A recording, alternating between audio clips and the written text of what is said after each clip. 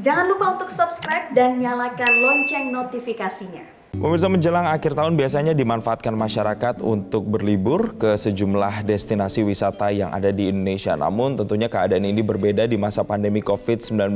Tentunya layanan pariwisata harus bertumpu pada sejumlah protokol kesehatan seperti yang sudah dilakukan dengan adanya campaign Indonesia Care dan juga sertifikasi CHSE. Yang kemudian menjadi pertanyaan adalah bagaimana kesiapan sejumlah daerah untuk menyambut sejumlah wisatawan yang nantinya akan menghabiskan waktu di penghujung tahun. Kita akan bahasnya langsung bersama dengan Kepala Dinas Pariwisata Provinsi Bali, ada Bapak I Putu Astawa. Selamat pagi Pak Putu. Selamat pagi Pak Jason. Ya, selain itu juga ada Kepala Dinas Pariwisata Kabupaten Banyuwangi, ada Pak Yanuarto Bramuda. Selamat pagi Pak Bramuda. Selamat pagi teman-teman Metro TV.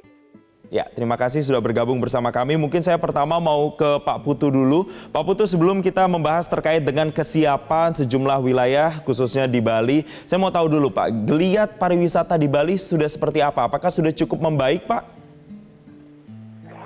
Ya, terima kasih Pak Jason ya. Jadi melihat kondisi terkini kepariwisataan Bali, memang sebagaimana dipahami bahwasannya Bali kan tidak memiliki sumber daya alam ya, seperti batu bara, tambang emas, tak punya. Kita hanya memiliki pariwisata, dan setelah dibukanya pariwisata Bali untuk wisatawan Nusantara sejak tanggal 31 Juli, memang berangsur-angsur mengalami kenaikan dibandingkan dengan sebelumnya. Kalau sebelum COVID itu sebelum dibukanya itu rata-rata sekitar 900 yang datang di Bandara Ngurah Rai, dan setelah 31 Juli setelah dibuka meningkat menjadi 2.600, 3.000, kemudian sempat di long weekend kemarin mencapai 9.500 per hari, dan sekarang angka kedatangan rata-rata di 6.000 kedatangan di bandara kita per hari, Pak. Jadi memang dibandingkan dengan kondisi normalnya masih jauh lah, karena kondisi normalnya kan 16.000 per hari. Sekarang baru di angka 6.000. Nah, mudah-mudahan nanti di long weeknya di akhir tahun Nataru bisa meningkat lagi Pak, sehingga bisa membantu untuk pemulihan pariwisata dan ekonomi Bali tentunya Pak. Baik, saya mau ke Pak Bramuda. Pak Bramuda, Banyuwangi ini kan juga punya potensi yang berbeda lagi, sejumlah penyesuaian juga pasti dilakukan. Nah, saat ini geliat pariwisata di sana seperti apa Pak keadaannya? Bisa diceritakan Pak Bramuda?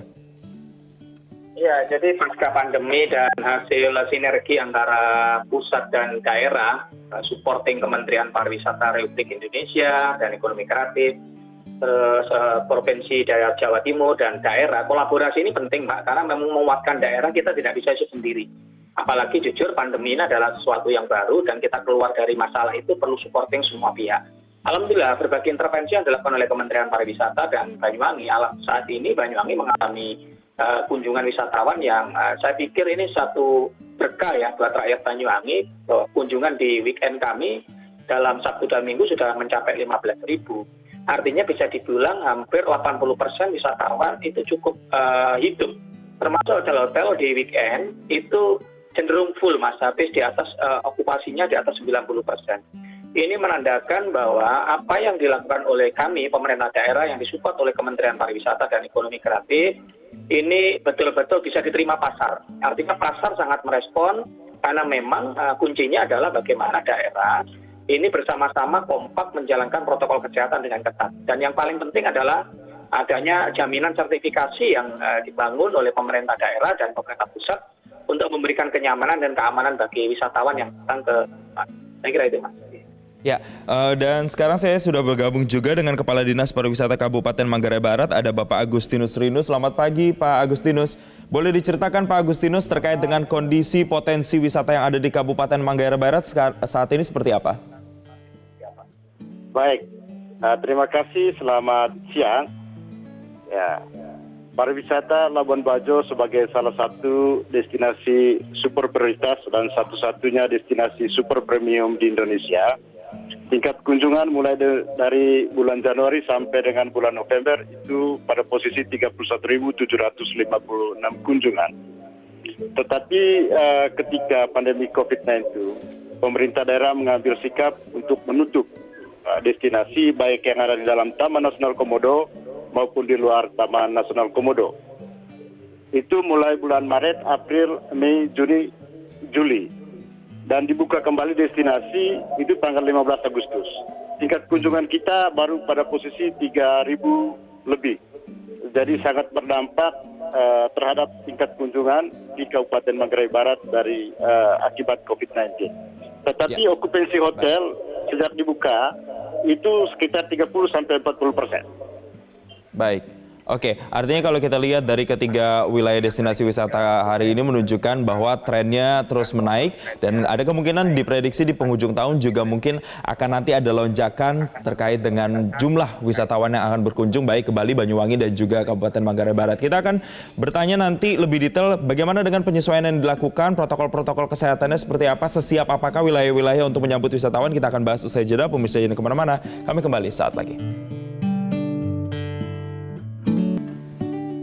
Terima kasih Anda masih bersama kami. Saya mau langsung ke Pak Putu. Pak, kalau kita melihat jawaban Bapak-Bapak tadi semua di setiap daerah nampaknya mengalami tren yang naik begitu di masa pandemi ini. Artinya ada positif di sana, tren positif di sana untuk pariwisata. Kalau dari Bali sendiri yang saya tahu di Nusa Dua Bali diselenggarakan Rakornas Pariwisata dan juga Ekonomi Kreatif. Nah, ini bisa dijelaskan apakah dengan adanya Rakornas ini menandakan Bali sudah siap, Bali sudah ready dan bagaimana dengan protokol CHSE-nya, Pak? Baik, ya tentunya kami sangat mengapresiasi dan memberikan atensi yang setulus-tulusnya atas penyelenggaraan Rakornas kemarin yang dibuka oleh Pak Menteri Pariwisata langsung ya, dan juga dihadiri oleh beberapa menteri secara langsung dan juga ada yang diikuti secara online ya. Dan mengenai kesiapan Bali, kami telah melakukan sertifikasi terhadap 875 industri pariwisata ya, mulai dari hotel, kemudian kepada restoran, lalu juga transportasi dan sampai ke objek-objek wisata. Telah kami lakukan asesmen ya, yang dilakukan oleh auditor kita dan sampai saat sekarang kita sudah menerbitkan 875 sertifikat untuk CHSE tersebut. Kemudian dari pihak pusat juga membantu kami untuk berkolaborasi dan menargetkan 900-an objek yang juga akan disertifikasi ya.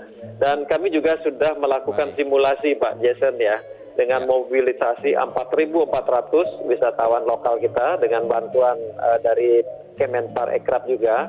Kami simulasikan untuk berkunjung ke objek-objek tersebut, kemudian mendokumentasikan. Selanjutnya mereka mengupload ya ke media sosial karena setiap peserta yang direkrut itu minimal memiliki follower 2.000 ya minimal, sehingga dengan demikian kami bisa menyebarluaskan informasi tentang kesiapan Bali di dalam penerapan protokol kesehatan tersebut. Begitu Pak Jason. Baik, saya bergeser ke Banyuwangi, ada Pak Bramuda di sana. Bagaimana dengan kesiapan Banyuwangi sendiri? Ini adalah salah satu wilayah yang pertama dikunjungi oleh Presiden Joko Widodo untuk mengecek CHSE-nya pada saat itu. Seperti apa Pak sosialisasi yang sudah dilakukan dan kesiapan CHSE-nya Pak di sana? Ya, yang pertama kami bulan Juni ya, sebetulnya kami sudah melangkah mendahului. Di bulan Juni ini kami sudah melakukan pelatihan-pelatihan kepada seluruh pelaku pariwisata, baik itu pihak hotel, destinasi pariwisata, beberapa restoran, travel agent, guiding, driver. Itu kami lakukan pelatihan. Semua berstandar protokol kesehatan, bahkan kami mengeluarkan PIN kesehatan. Ada PIN kesehatan yang wajib dipakai oleh pelaku pariwisata bahwa dia betul-betul telah lolos untuk melayani tamu-tamu. Itu yang pertama. Nah, alhamdulillah berkah setelah kedatangan Pak Jokowi ke Banyuwangi, ini menambah keyakinan atau trust bagi para wisatawan, apalagi Banyuwangi di samping Bali dan Jogja menjadi 3 destinasi yang paling diminati oleh para traveler di Traveloka.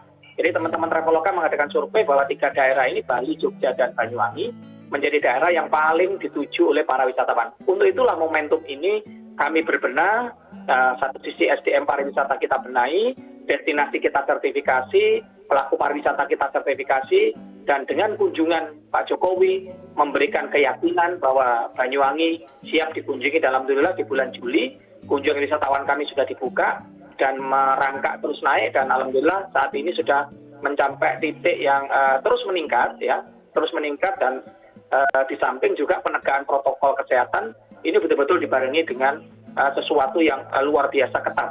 Karena di Banyuwangi juga telah dilahirkan satu pergub di mana kalau orang yang memakai secara personal tidak memakai masker, maka dia akan kena denda Rp100.000 dan jika ini korporasi atau perusahaan, maka paling maksimal nanti kena Rp25 juta. Dengan demikian ada penegakan yang luar biasa, maka ini memberikan keyakinan bahwa orang yang datang ke Banyuwangi betul-betul aman dan nyaman untuk berkunjung.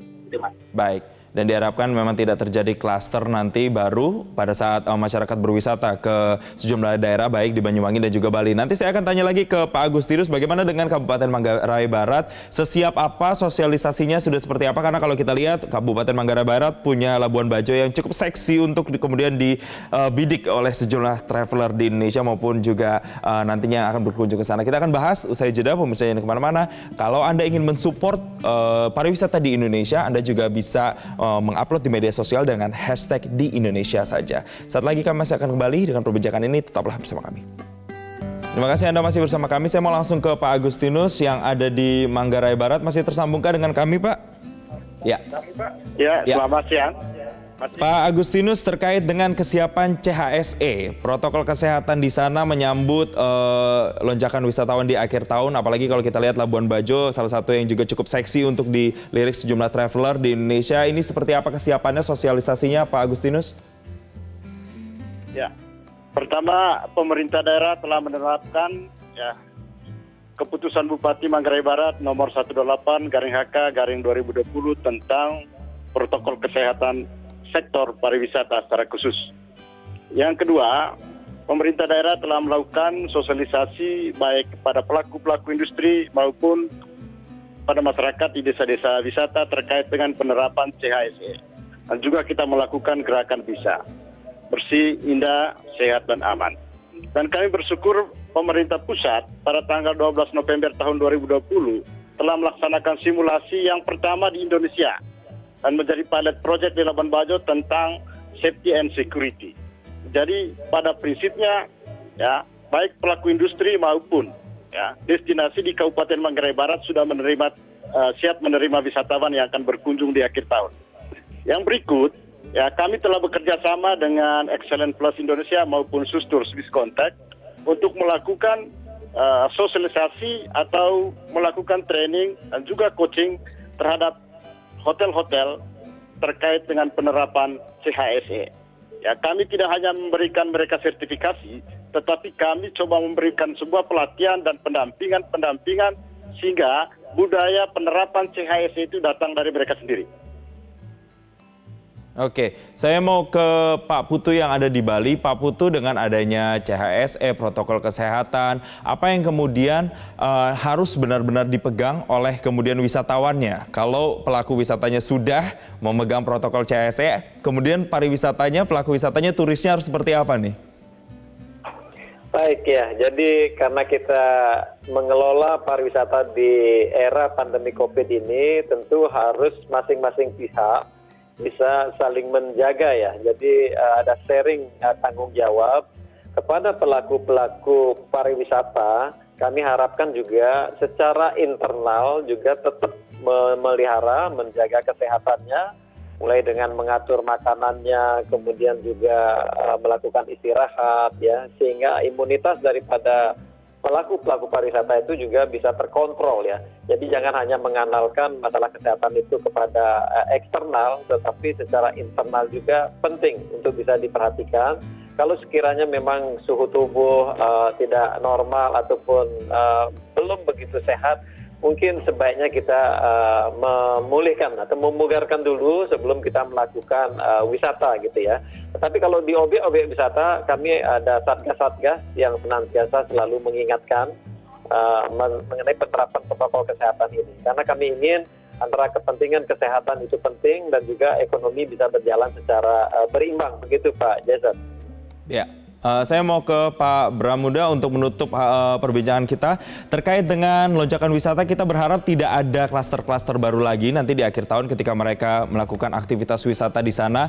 Apa yang ingin disampaikan kepada para turis nantinya yang akan berwisata di Banyuwangi, Pak Bramuda? Iya, yang pertama kami minta teman-teman wisatawan mendownload dulu aplikasi yang namanya Banyuwangi Tourism.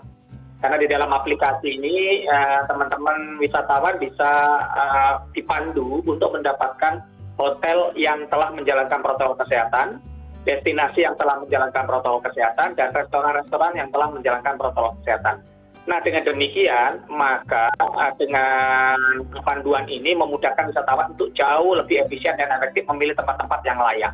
Yang kedua, saya kira wisatawan sudah bisa menjaga dirinya. Jadi mulai jaga jarak dan sebagainya. Apalagi di destinasi ini, Mas, ini sudah pakai online, tiket kita sudah pakai online, dan mereka sudah bisa booking. Karena jumlahnya kita batasi. Contoh, di Banyuwangi itu misalnya naik ke Gunung Ijen, itu maksimal sehari hanya 450 orang. Artinya kalau dia melebihi kuota, maka dia akan menolak untuk masuk ke hari berikutnya. Nah, dengan demikian, maka jauh-jauh hari saya kira bisa pesan tiket dulu, booking, untuk memudahkan pembatasan ini. Pembatasan ini kita lakukan karena memang kita sesuaikan dengan protokol kesehatan yang ada. Yang ketiga, karena memang nantinya masyarakat bisa berwisata dengan tertib dan protokol kesehatan benar-benar bisa dijaga di setiap wilayah tujuan destinasi. Terima kasih Pak Yanuarto Bramuda, Kepala Dinas Pariwisata Kabupaten Banyuwangi, dan sebelumnya juga ada Pak Iputu Astawa, Kepala Dinas Pariwisata Provinsi Bali, dan juga Pak Agustinus Rinus, Kepala Dinas Pariwisata Kabupaten Manggarai Barat telah bergabung bersama kami. Dan pemirsa, bagi Anda para pelaku wisata yang ingin mendaftarkan sertifikasi CHSE, Anda juga bisa mendaftarkannya lewat situs chse.kemenparekraf.go.id secara gratis. Dan bagi Anda para pelaku wisata yang juga ingin berwisata dan mendukung pariwisata di Indonesia di masa pandemi COVID-19, Anda juga bisa berpartisipasi di media sosial dengan mencantumkan hashtag atau tagar di Indonesia aja. Saya Jason Sambung mewakili rekan Sarawen dan rekan-rekan yang bertugas pamit undur diri dari Selamat Pagi Indonesia, dan saat lagi Metro Siang akan hadir bersama Yohana Margareta. Sampai jumpa.